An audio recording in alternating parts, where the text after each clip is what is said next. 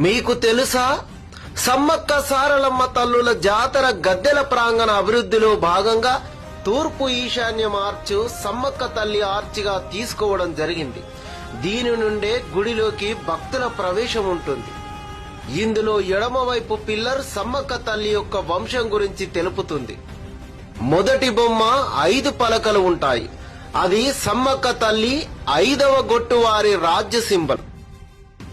రెండవది, పూర్వకాలంలో కోయలు ఏ వంశం చెందిన వారు, ఏ గొట్టు, గోత్రం అని గుర్తుపట్టడం కోసం నుదుటి బొట్టు పెట్టుకునే వారి త్రిశూలం మోరిన ఈ గుర్తు సమ్మక్క తల్లి వంశం నుదుటి బొట్టు. మూడవ సింబల్ 5 నిలువు గీతలు. సమ్మక్క తల్లి 5వ గొట్టు వంశమని తెలుపుతుంది. 4వ సింబల్ నక్షత్రం గుర్తు. సమ్మక్క తల్లి నక్షత్ర రూపంలో ఉంటుంది ఆకాశంలో అని భావిస్తారు కోయలు. స్వస్తిక్ అనేది సిద్ధపోయిన వారు పూజ విధానంలో ఉపయోగించే అతి ముఖ్యమైన సింబల్. దీనిని కుంకుమతో వేస్తారు.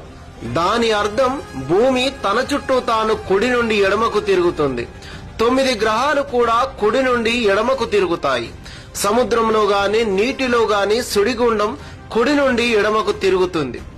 సుడిగాలి కుడి నుండి ఎడమకు తిరుగుతుంది. వృక్షాల తీగలు కుడి నుండి ఎడమకు తిరుగుతాయి.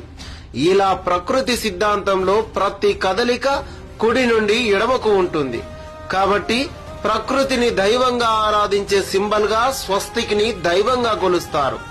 ఇది బయటి సమాజం ఎడమ నుండి కుడికి వాడే సాధారణ స్వస్తిక్ కాదు.